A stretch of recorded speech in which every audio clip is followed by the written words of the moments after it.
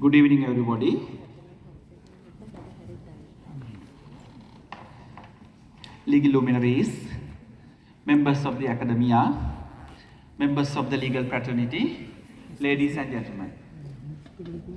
I'm truly honored to stand before you today at this momentous occasion of the National Summit on Legal Reform. And I'm also very honored to express some legal insights on the research papers that have been submitted at this forum. So it is a kind of a very important, significant step in the Sri Lankan societal fabric. There is a rising tide of opinion in favor of system change through legal reform. So today, this gathering is of a multifaceted and which consists of scholarship from different aspects, from different fields. So I'm making some thoughts from a legal angle in order to enlighten you to understand further the ideas coined by, ideas put forward by the distinguished scholars who spoke before us. So it's a cross-fertilization of thoughts in order to go forward on the legal reform pathway. So I thought of branding my short speech, the need for law reform from a system change perspective. So there was a crying need for a system change, and it does exist at the moment, and everybody is thinking of this very fascinating idea.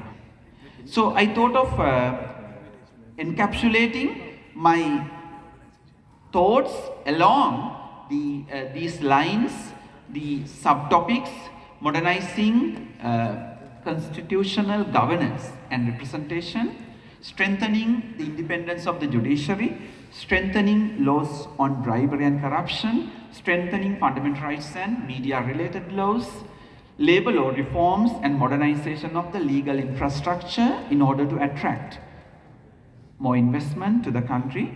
And I will offer certain legal insights from legal reform, justice, and society perspectives.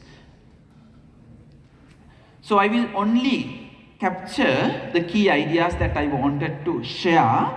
The most importantly, I think I'm offering a critique here.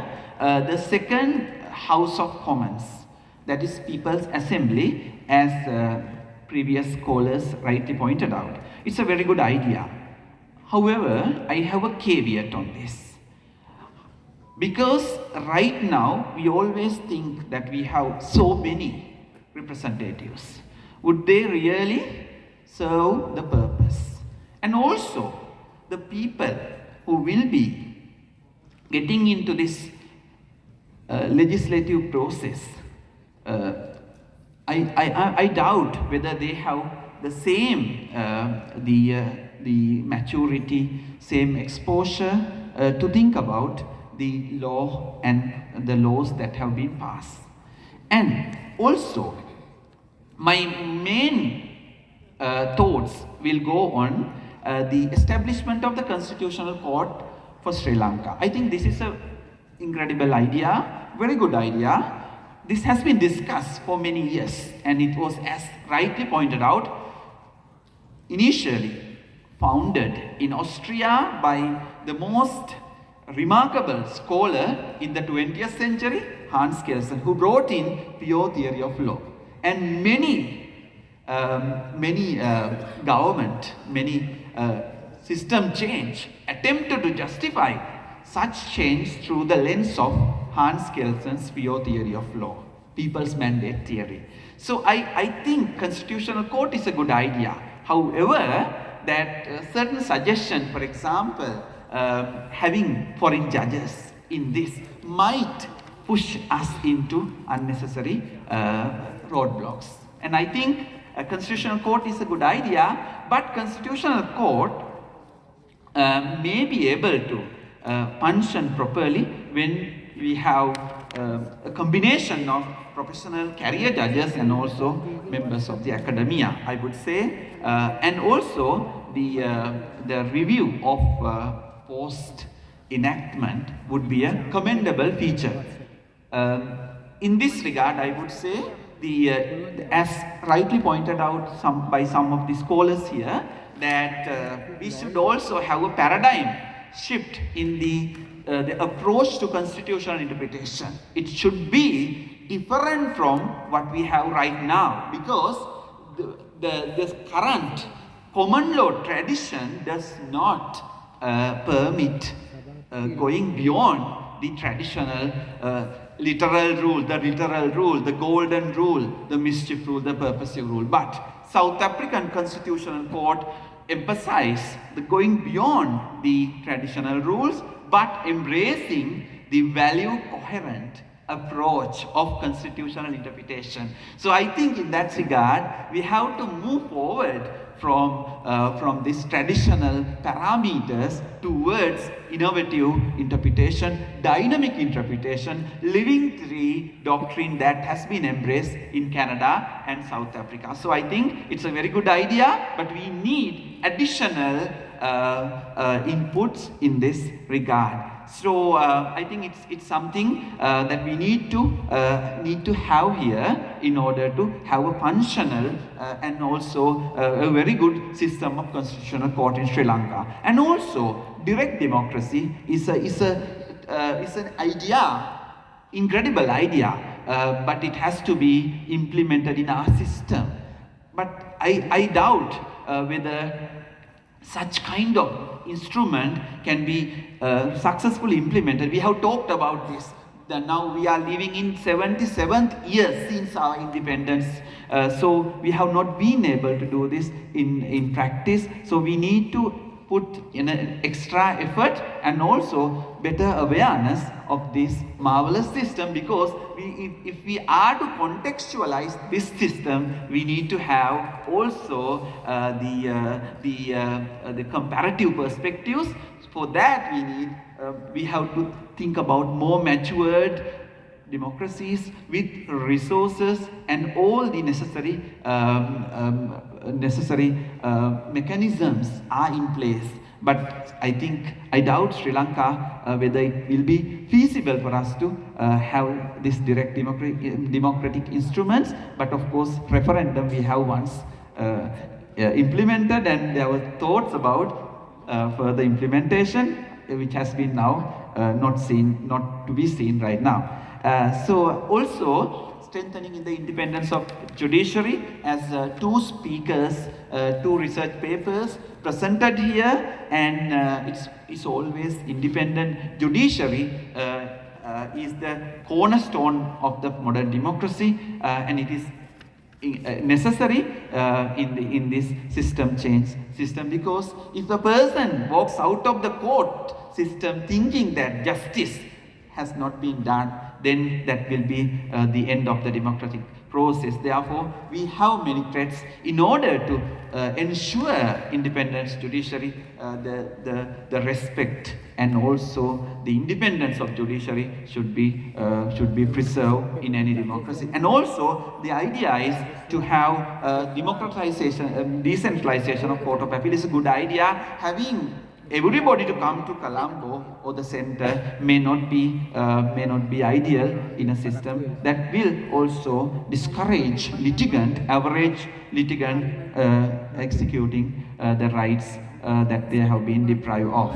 Then strengthening the laws on bribery and corruption, I think it was a very important step in the Sri Lankan context, because we have a new piece of legislation, and it is branded as a new and salutary piece of legislation in Sri Lanka. However, as our learned President's Council rightly pointed out that we need not only the nice modern laws but also implementation. And when the Aegis department is wearing two hats, there will be different influence in the implementation. And we have learned good practices, but it is very much critical that we implement, enforce the laws, and other institutional mechanisms are in place in order to successfully implement the system. Also, I would say corruption and bribery become a cancer in the Sri Lankan polity, in the Sri Lankan economic system, and many investors are chased away from investing in Sri Lanka, and we have gone down in ranking in the global competitiveness index. Therefore, there should be more eyes on this aspect, because economic prosperity will be a critical factor in system change, and it should be achieved through, I believe, through legal reform. So we need to strengthen the institutional framework, including the BOI and other legal infrastructure.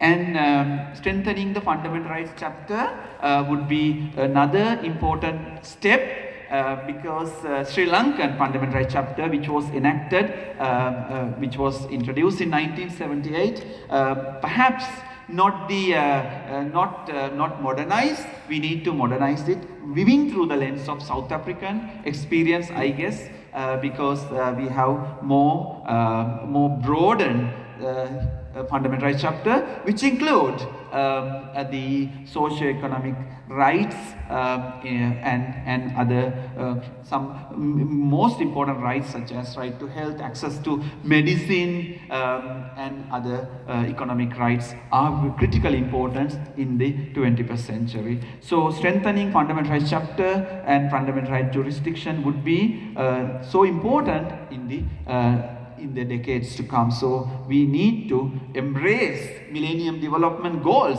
but we need to also look at not only civil and political rights but also socio-economic rights. And my learned colleague from my faculty presented labor law reforms.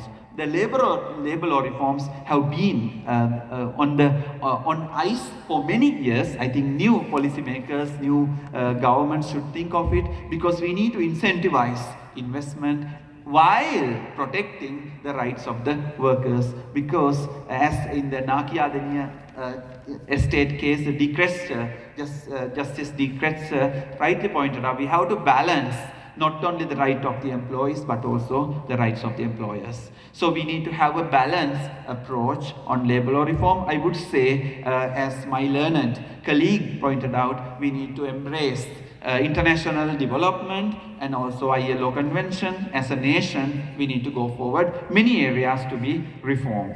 Power restriction on power is also important. Unlimited power is apt to corrupt and minds of those who possess it. And also Lord Acton rightly pointed out, power tends to corrupt, and absolute power corrupts absolutely. And I would also say that John Rawls, one of the most influential jurists, who argued that if the institutions are not delivering justice, not achieving the objectives, how efficient, how well arranged must be, they must be reformed or abolished. If we do not have a system, the institutional framework not achieving justice, we must think about reforming, and you are doing the right thing, and we need to reform the laws, antiquated laws, and also we need to introduce laws and to have efficient and effective legal system. And also, I would say, towards the end of my presentation, the sense of, this is a recent study, sense of justice built into the brain. So human brain, in our brain, the sense of justice works. So when we feel that sense of justice, we don't feel that justice is not done, the people will behave aggressively.